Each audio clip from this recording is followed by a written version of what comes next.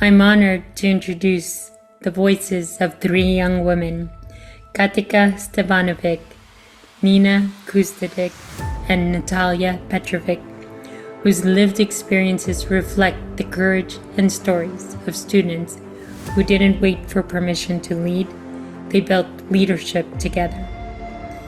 A testament to the power of a unified voice as an entire student body now recognized in their Nobel Peace Prize nomination as the students of Serbia.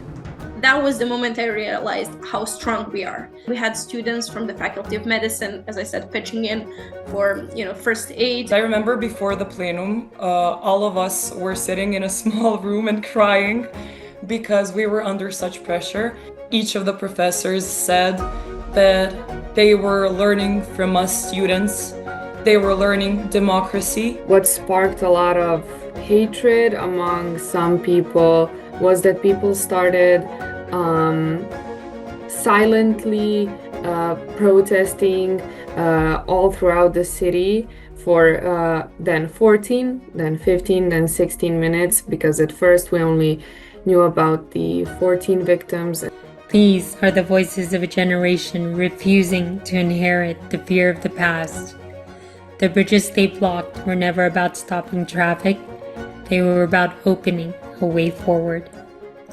Stay with us as we listen to Katica, Nina, and Natalija, three women whose voices echoed the collective courage and impact of students of an entire nation.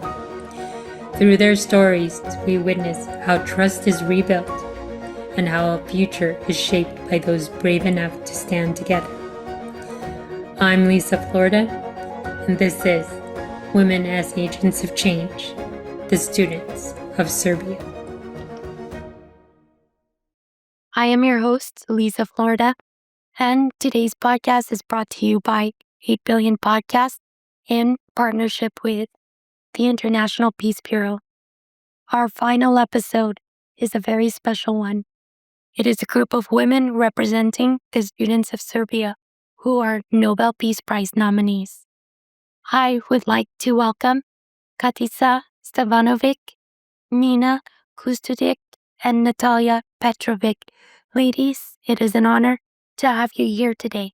Now, it has been 9 months since the collapse of the canopy on November 1st at the main train station in Novi Sad, which was undergoing a renovation as part of the state infrastructure project. A total of 16 people died, and the tragedy sparked a massive social and political crisis in Serbia that is still going on today. Now, can you walk us through the events of November 1st, which is called the fall of the canopy? Each of you have had different experiences and experienced the collapse differently. Can you share your personal memory from that day and how it shaped the commitment to protest? Well, that day was especially hard for me because it's kind of at the beginning of the protests. What sparked a lot of hatred among some people was that people started silently protesting all throughout the city for then 14, then 15, then 16 minutes, because at first we only knew about the 14 victims, and then another victim died, and then another victim died. So the exact time the canopy collapsed is 11:52 a.m. Personally, I was at the train station that morning. I had a train at 10 a.m. and just 2 hours before the canopy collapsed, I was sitting beneath it.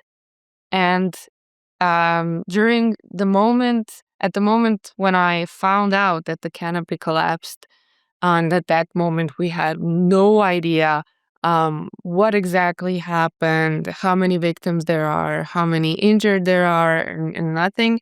I was traveling to some sort of camp for youth politics, and all of us there were politically involved young people activists of all sorts. And we were traveling to that camp, and we watched those news. We read about what happened, watched the videos of the collapse, and it was a complete state of shock, especially for my two friends and I who came to Belgrade together on the train at 10 a.m. So yeah, those first few days were complete disbelief, a state of shock, a state of anger. The anger came way too early, if you're asking me, because that same day,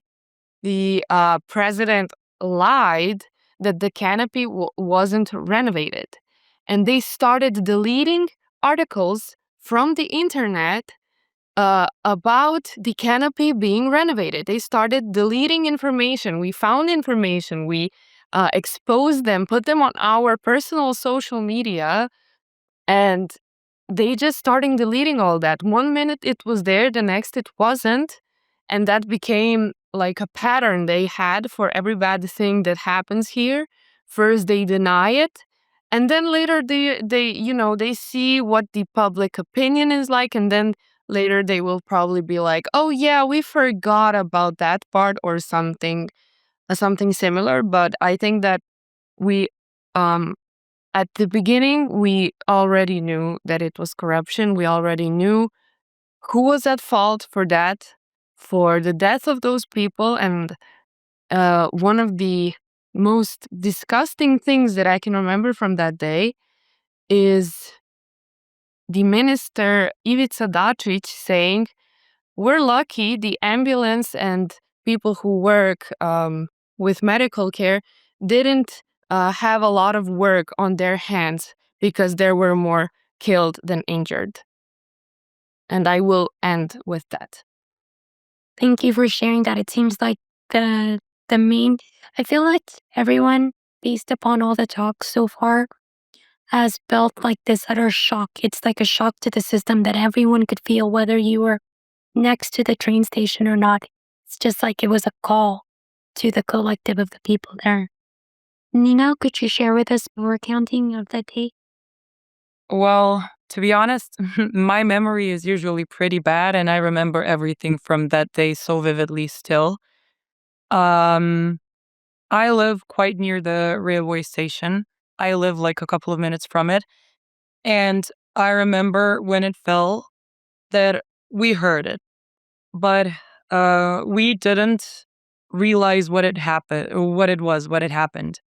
Um, One of my best friends was supposed to be going on that train at 12, a couple of minutes before the canopy, after the canopy had collapsed.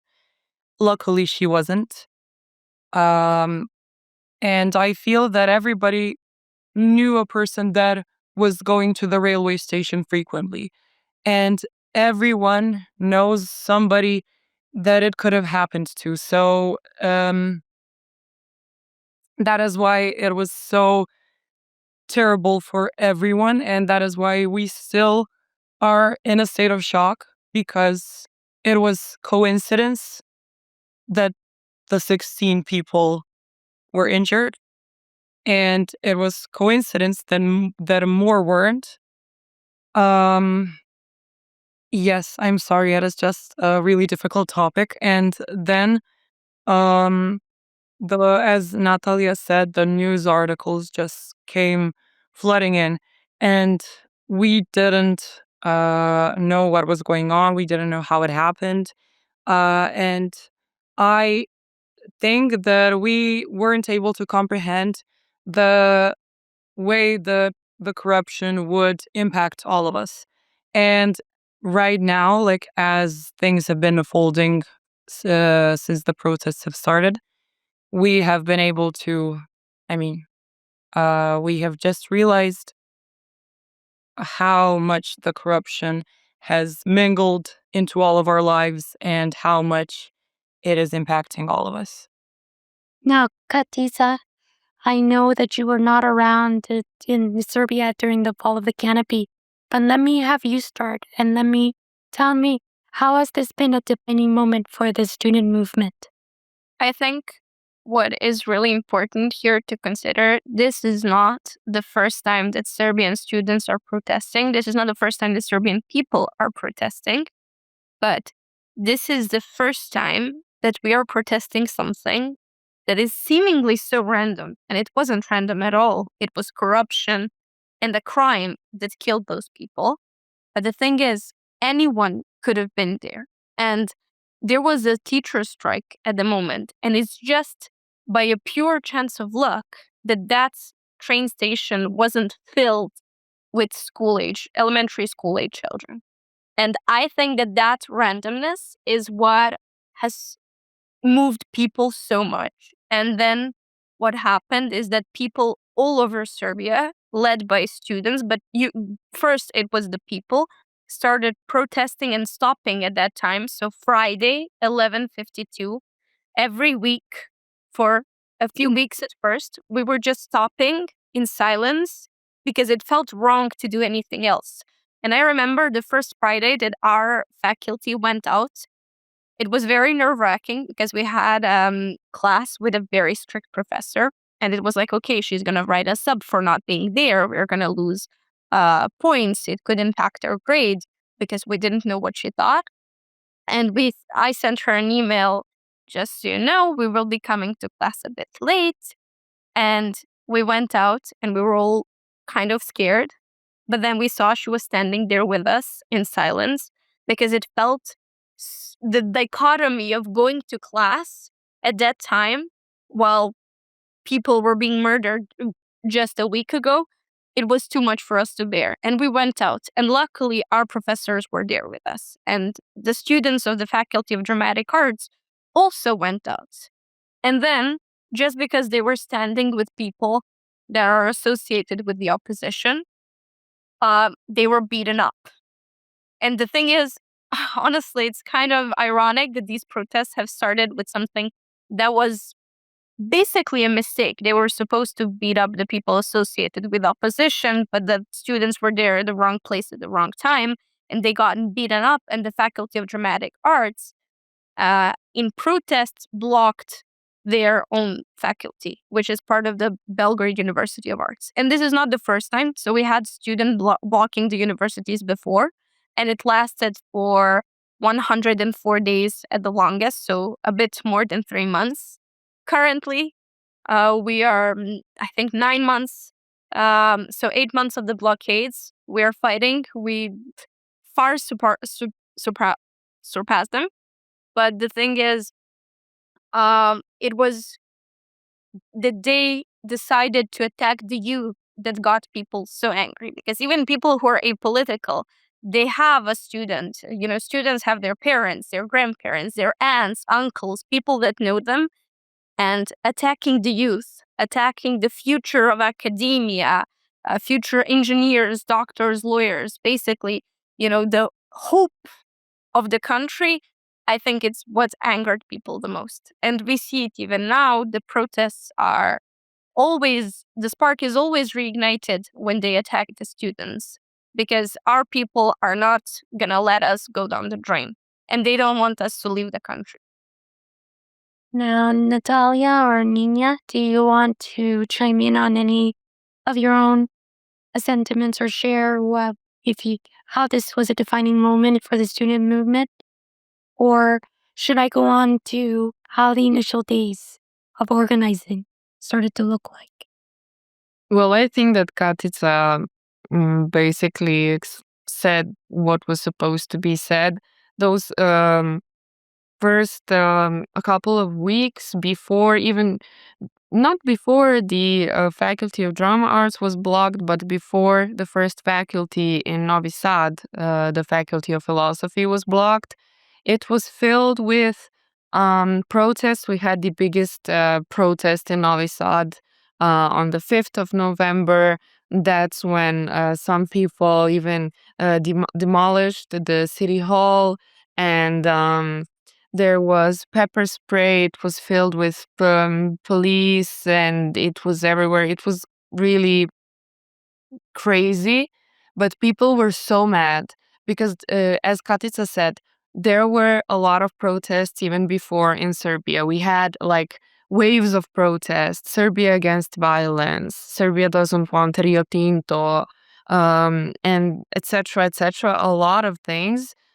But now it was different because this bared no ideology. This was just about our lives being saved and us as citizens of Serbia, no matter who we are and what we believe in, us as citizens of Serbia not dying in the street because something falls on our head.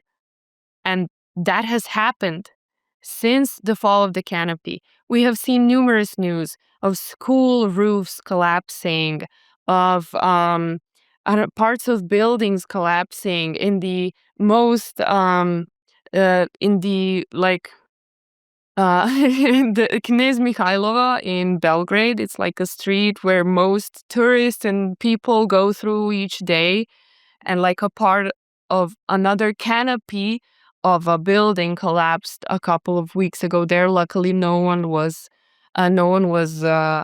injured, but that kind of moved us because citizens realized we can lose our lives if we don't speak up right now. And so throughout protests during those weeks, the tension was building up, and then the Faculty of Drama Arts was blocked in Belgrade. I think a couple of more faculties were blocked in Belgrade also, and I think the Faculty of Philosophy was maybe the third one or the fourth one blocked in the country, but the first one in Novi Sad, which is the second biggest city in Serbia. And it was on December 2nd, so a month and one day after the fall of the canopy. A couple of long-term activists of Novi Sad. So basically, it was this group called Stav that I will probably mention later because half of them are now on house arrest and half of them are now out of the country because they will be trialed for crimes that they didn't commit just because they didn't want to be silent to basically the regime and the ruling party. And we came to the building. It was the faculty day. There were no classes that day. And we went in. We brought our bags with stuff for sleeping, with food. We came prepared. And we went into this classroom where there were a lot of teachers, professors, and lectors, and they were just, like eating something. And we came in with a megaphone and we were like, the faculty is now blocked. You can go out of the building, but no one else can enter. Only students are allowed here. And basically, that's how it all started. After that, we kind of didn't know what to do at the moment. More and more students were coming to the faculty. We didn't know where we would sleep. We slept in the hallways. The next faculty that was blocked a couple of days after. That was the Faculty of Law. And then every faculty in Novi Sad after that, we have, I think, 13 or 14 faculties. And yeah, we had our first plenum in the hallway. So after that, we had them in the amphitheater, and it has like 200 seats, and it was filled. Like people couldn't sit. People were sitting on the stairs. It was filled. And that is how we didn't know what to do. We didn't know what it will look like. We didn't know what teams we needed in those first few days. And then it just came to us naturally. We read some books about student organizing. We informed ourselves, and then that's how there came to be a PR team, a logistics team, a safety team, and a lot of others. And the Faculty of Philosophy was like a home for the students of the whole university in the beginning, and then as every faculty was blocked, they were just, going to their own homes, their own faculties, and spreading the movement over there. And I am really proud of my colleagues because even though the Faculty of Philosophy is crazy because we are philosophers, but, the Faculty of Technical Sciences, Faculty of Technology, Medical Sciences, they were all blocked. And that showed that there was no difference between us. We all were protesting under the same demands and for the same thing, which is the right to live for. Thank you. You know what I wanted to tell the audience, it's great to have these three women on here to provide you so many different perspective of lens of where they were coming from, especially when all of this was being mobilized from the beginning. Katica or Nina, would you like to actually chime in and share for you how everyone got mobilized from your perspective? Well, I would actually invite Nina to speak because we have this basically student assemblies called plenums, and Nina was actually the moderator of our first ever plenum at the Faculty of Technology. And, we're engineers, so it took us some time, but I'll let her go on. Yes, Katica said we come from the Faculty of Technology. So we are engineers.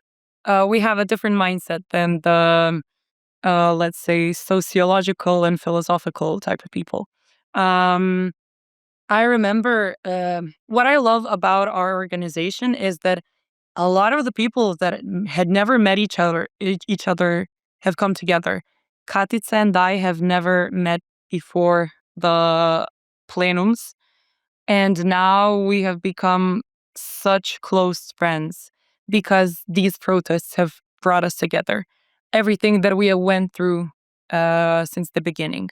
But for our first plenum, I remember a couple of us, a couple of like-minded individuals had come together and realized that we too should start the blockade.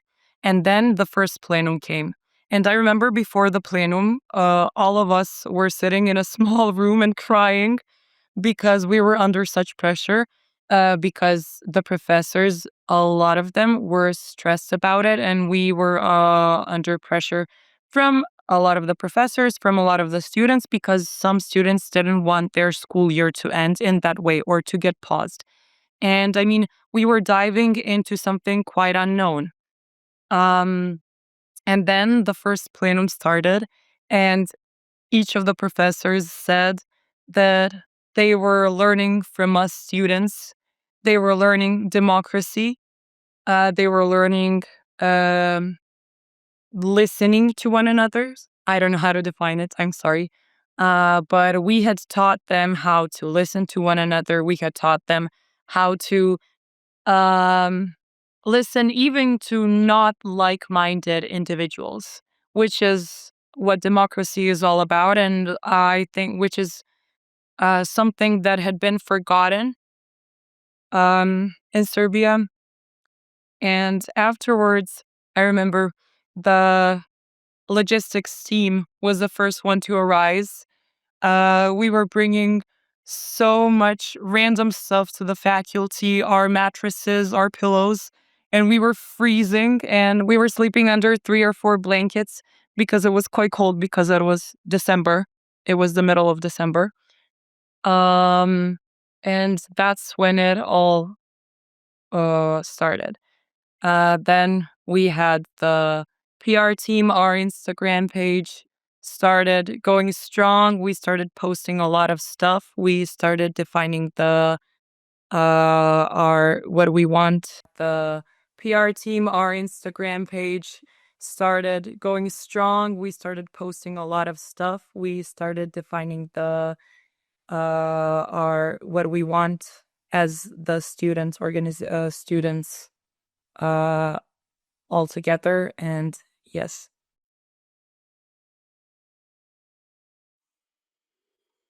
Ladies, I just want to say, and I've been saying this to you in our communication, I'm so proud of you. You guys are a shining example as a new generation of what the future is going to hold as you come together.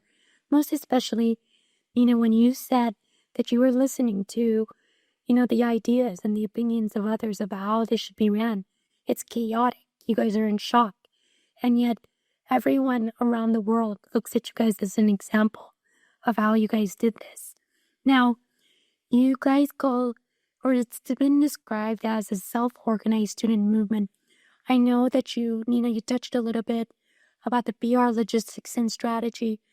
How did it? Would any of you guys like to also chime in on how this was coordinated across faculties?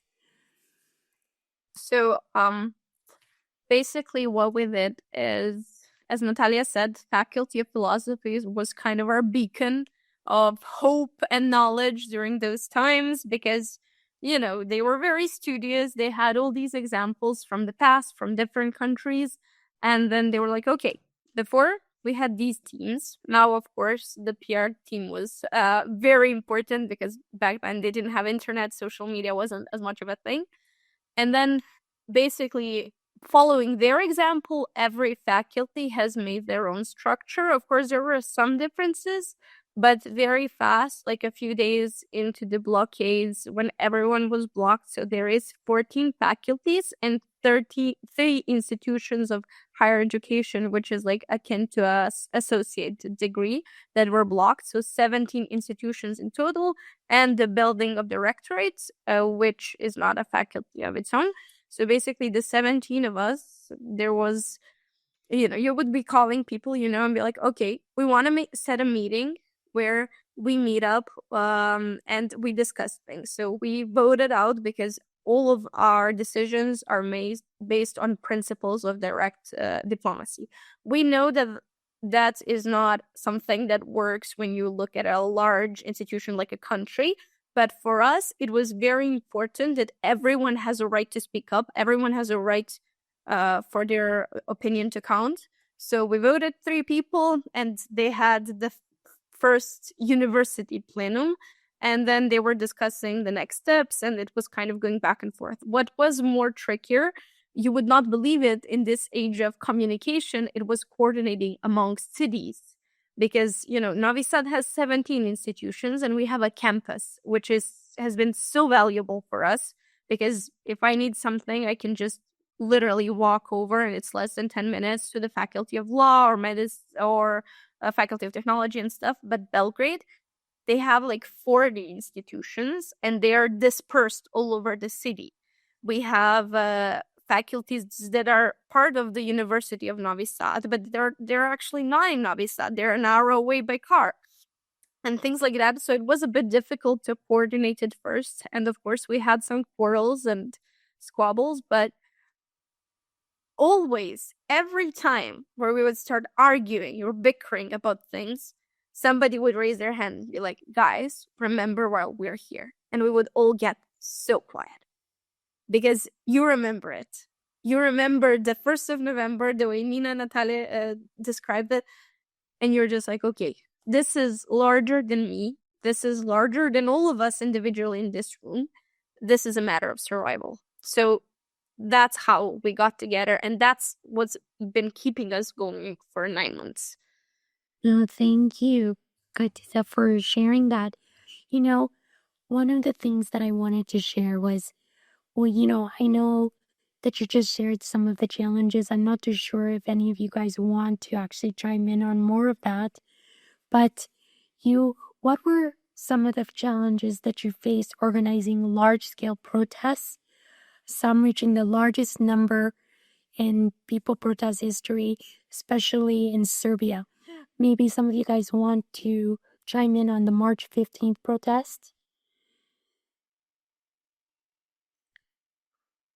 Well, considering logistics, I think Katica would be the best person for that. But before March 15th, I think we should just talk a little bit about the 1st of February, which was the largest, I said that the 5th of November was the largest protest in Novi Sad, but it wasn't. It was at that time, and it was only like Novi Sad people.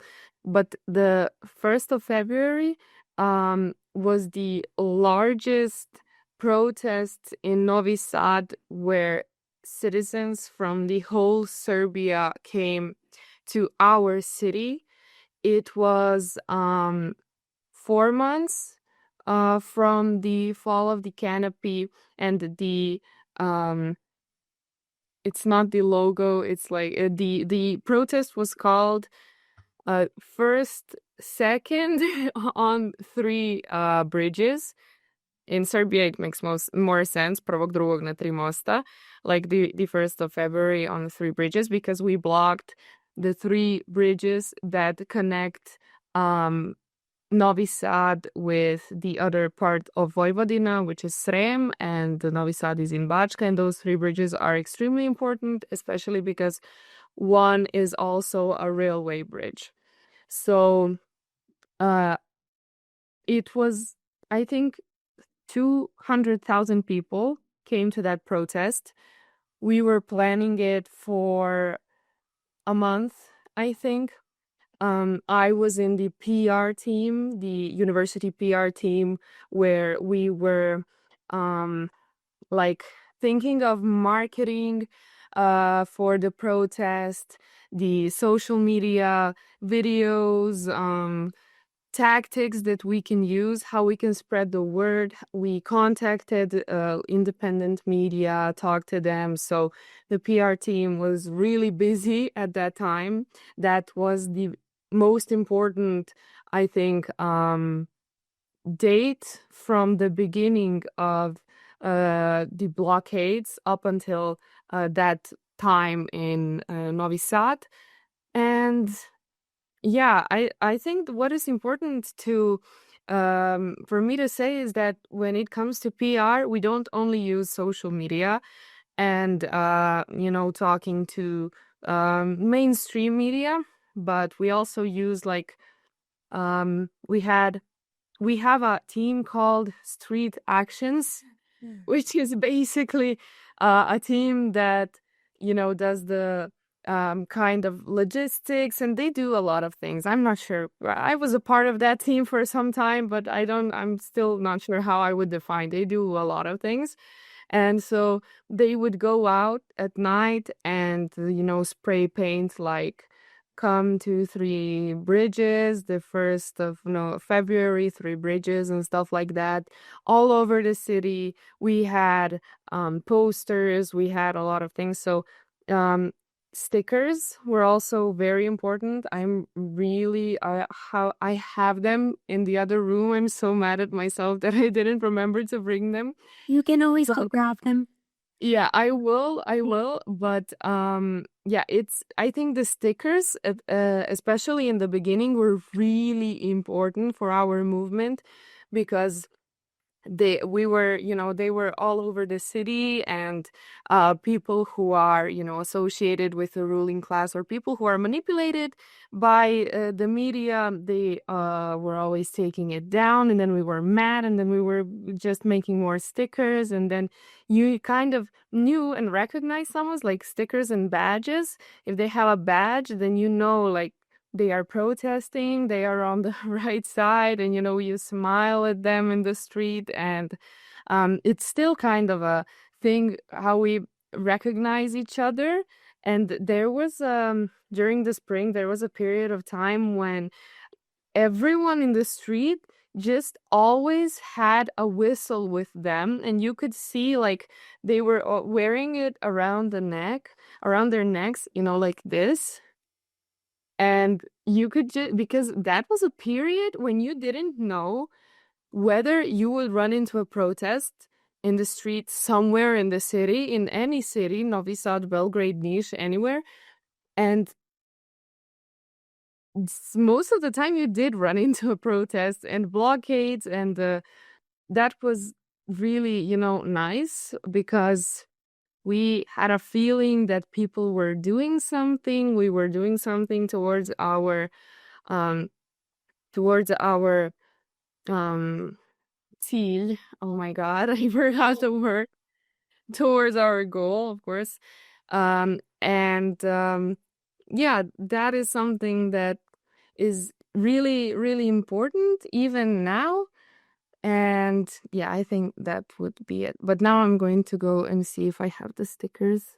So I just want to chime in for the logistics part. So street actions, actually the theme of logistics, as well as, the so-called guerrilla actions. So we were the one in charge of planning the 1st of February.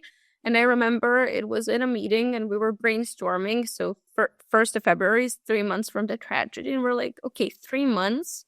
We could do a 3-hour protest, which at that time seemed like so long because it was January and the protests were usually for an hour or so. And then somebody said, oh, we could block 3 bridges. And immediately we were like, that is impossible. That cannot get done. Do you know how many people you need to block 3 bridges? And also that's like highly illegal given that we are cutting people off, cutting the whole region of Serbia off from another. And then we did it. And at first, the first idea was that the protest would be 3 months, 3 bridges, 3 hours. But then we realized, we can do 3 months, 2 bridges, 3 hours. But then on one bridge, symbolically called the Bridge of Freedom, the protest actually went on for 27 hours in total.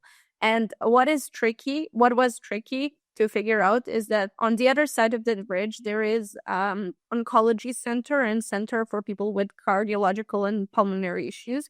And we were trying, not to take away anyone's right for healthcare and medications. So we actually contacted the doctors and nurses we know. We had a list of people who were on call, so we would let them pass through the protest.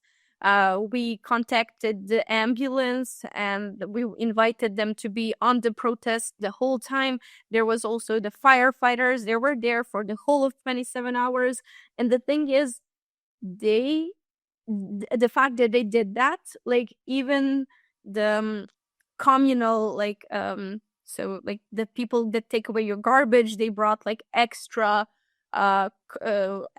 containers for us to throw away things because there were going to be so many people. And the fact that those services that are usually tied with the government, that get their money from government, agreed to do that for us, that was an act of defiance in itself, because they could have refused.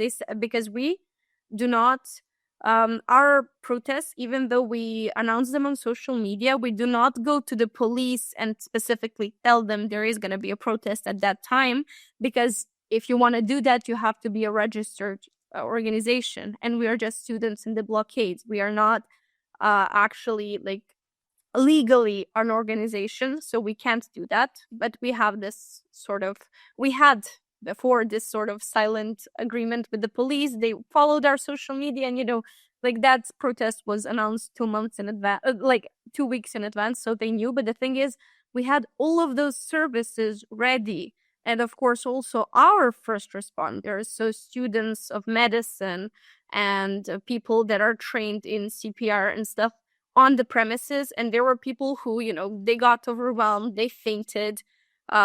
We had a situation that somebody had almost went into the diabetic coma, but of course we have the people and infrastructure to support a protest that had so many people. And it was very difficult, and it was super scary because it was just us students. But that was the moment I realized how strong we are, because we had the students from civil engineering coming and being like, okay guys, that bridge cannot sustain so many people. We're going to go around the bridge. And then we had students from the Faculty of Medicine, as I said, pitching in for, first aid. And then students from the Faculty of Technology, we actually made sodium chloride solution if there was tear gas to rinse our eyes out. And then that protest also kind of gave birth to Blokada Info. So that is the first time. Yeah, Natalija can tell you more about that. And then everyone came together, but not just people who were formally trained in something. Like, we all got a chance to offer our expertise, but also to hear somebody's opinion. And I'm really happy when I speak about this point in the protest, because back then everything was more hopeful than it was dark. We have some dark moments now. We are rising from them, and we'll talk about them. But Blockada Info specifically, like first student independent media, that's crazy to me. Right before I get into the Blockada info, Nina, would you like to actually chime in? I know I set up the question as challenges, but as I have each of you chime in, it seemed to be that you guys took the best of what you guys were good at, and you somehow seemed to even manage as a community, take care of each other, be considerate. I'm utterly impressed, and I'm pretty sure the audience will be watching will be as well. So I thank you for chiming in. But Nina, before I get to the Blockada question, would you like to chime in on? Yes, of course. For the February 1st protests, I was in the creative team. So we did all the speakers, we organized the food, we organized all the extra activities, such as printing on t-shirts, such as all of these different stations. We had a basketball court because we wanted the people to stay at the protests for 24 hours and even more. What I remember is the moment where we were running low on food. We had so many people, and we didn't even know, we couldn't have comprehended beforehand how many people would show up on the protests. And how were we able to calculate how much food would we need for the 100,000 people that came to the protest? So at one point we were running low on food, and a friend of mine and I just sat down and started thinking and calculating in our heads. But we have had, since the beginning of the protests, a lot of amazing people that have helped us.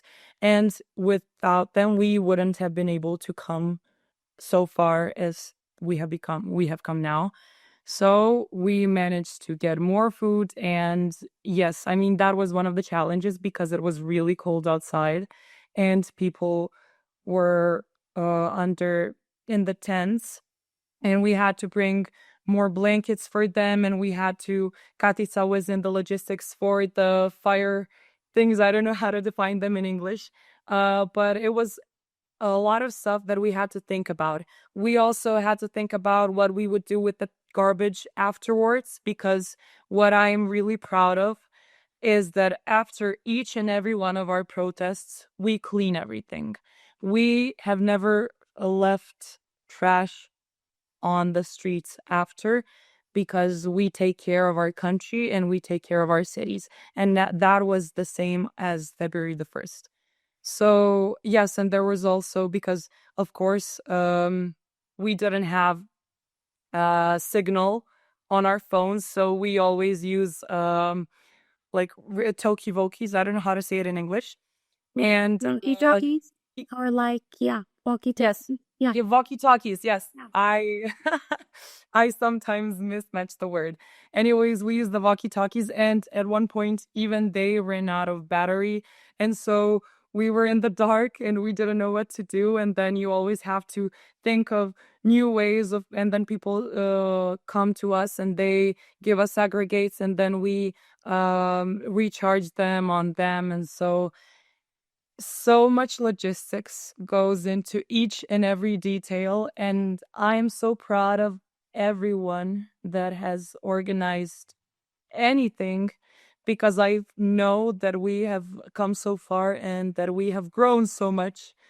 I maybe that is I mean, we have grown, maybe we shouldn't have grown so much, maybe we carry too much on our shoulders.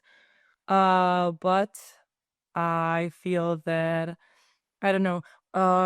When I watch the people around me, I see what amazing humans they have become. Thank you so much for sharing that. I am, like I said, I'm utterly impressed at just hearing all the stories of how you guys came together. You guys are probably the age of my son who's 30 year in college. So to really see how mindful, how, you know, how you guys all mindful of each other and how you want to feed each other, how you thought of, there'd be too many people on the bridge and the cancer center that's across the way. I can't begin to tell you what amazing human beings you are. And, Katica actually started speaking about the birth of Blockada. So, Natalija, I'm going to have you talk about that. How did Blockada Info come to life? And what role does independent student journalism play in documenting and sharing the truth? Well, I couldn't find the sticker. I will send you the visual that we printed, but I do have a Blockada Info sticker here with the logo. And well, basically, it all has everything. It all came from an idea. But really, we couldn't even couldn't have even imagined where we would, go, and all of the protests that we would film, and what journalists we would become, because there is a conflict of interests. We cannot call ourselves professional journalists. For starters, we are in college, and then most of us do study media studies, communications, or journalism. We do have reporters who are from the Academy of Arts, or now the Faculty of Sciences. So, it's not strictly for students of journalism or something like that. There are several parts and roles in our redaction. So we all, of course, have the reporters, we have the cameramen and the camera women. We have something called coordinators, which are basically producers on terrain.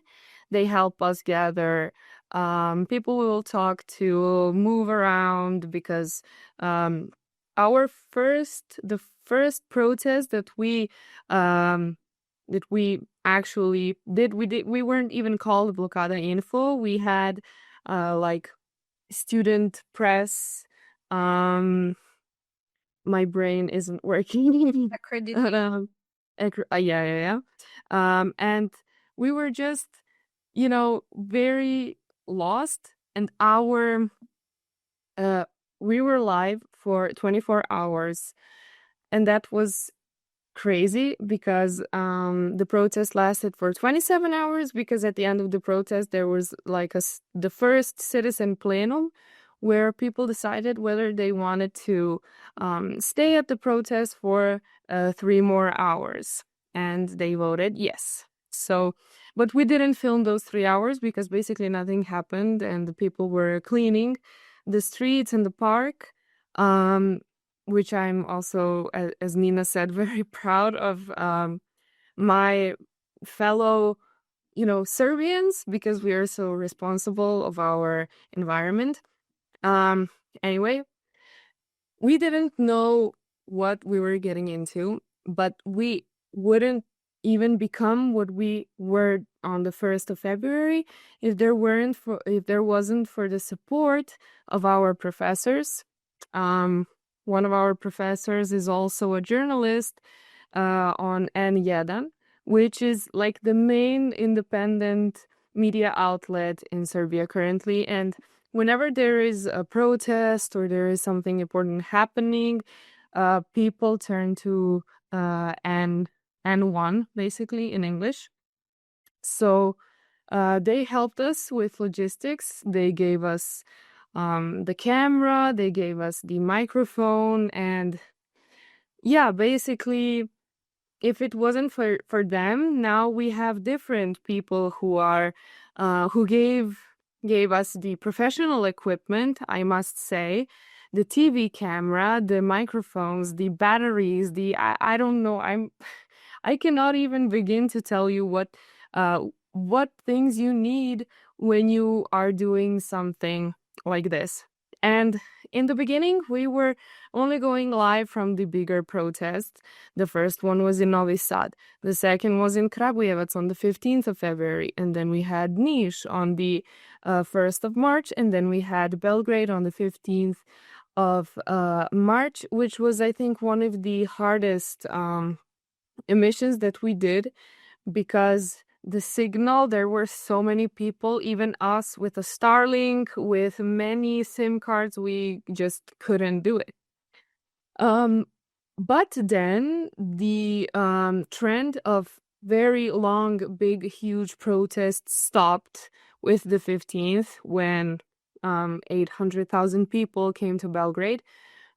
And then we started going live from the smaller protests, mostly in Novi Sad. The protest from the courthouse, from the BIA, and protests for the students who were arrested on the 14th, that were from Stav and PSG, Pokret Slobodnih Građana. So that's what we did. And then now, recently, we also started doing something like, not like breaking news, because we do them weekly, but like a rundown from the most important news regarding protests, blockades, bad stuff that the ruling party did. And I am now, just gathering news from the past week, kind of producing it. And there are so many news. I don't know how we are sane currently from the quantity of information that we get every day. And I think that this period, that we're currently in, this is peaceful. This is the most peaceful it's been since the beginning of the protests and the blockades, literally. And even now, there is so much going on across all of Serbia, because Serbia, these protests and blockades have become so decentralized. Nothing is only in Belgrade, only in Novi Sad, only in the bigger cities. You hear stuff happening, protests from smaller towns, cities, some that even I have never heard of, which I'm so proud of. The people finally have the courage to speak up, and that is mostly because there is this huge amount of solidarity between Serbians from all over Serbia, from all people who are protesting. We all know what we are protesting for or what we are protesting against. And besides everything that we don't agree on, that is what unites us. And there have been many, many times that someone was arrested and there were protests for them, for the support. There were students who were, as Katica said, who were injured, who were run over by cars. And huge protests sparked immediately. Even money, like the example of Jacimovic, man who has buses, that's what he does. He has buses. Transportation company.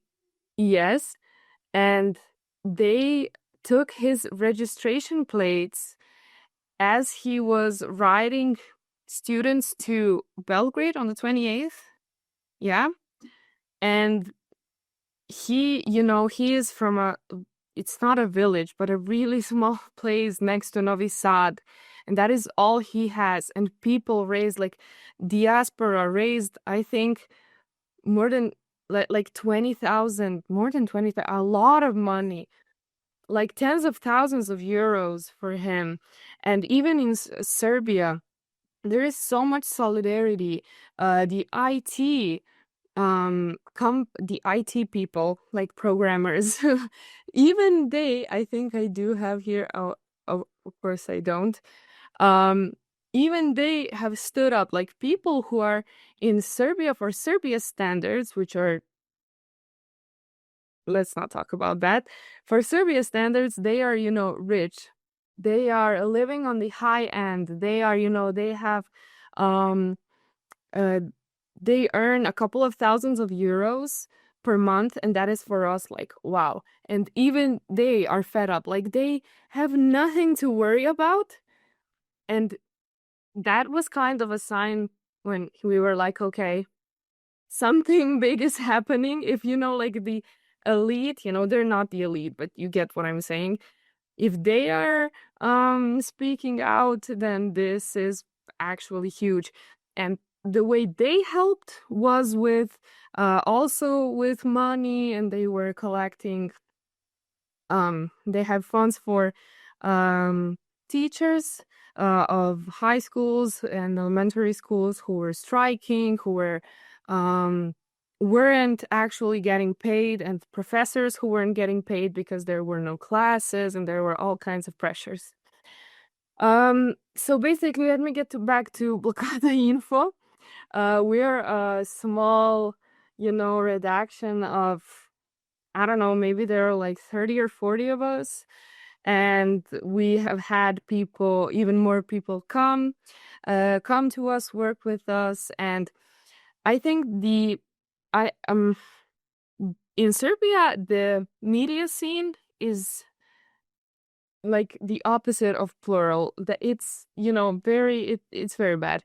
Basically, it's either a couple, like a few, literally 3 independent TV stations, and everything else is just propaganda machinery by the Serbian Progressive Party, literally.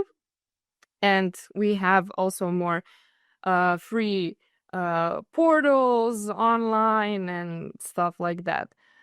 But when it comes to youth media, before this, we weren't actually interested in anything. We just wanted, most of students just wanted to finish their faculties, find a job, or get out of Serbia.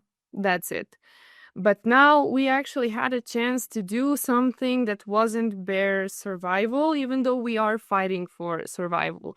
But we were able to be creative, to show our qualities in this movement, and to work on our personalities, and to work on basically everything, every part of a personality that you can, imagine. You will work on that because you are surrounded with so many different people.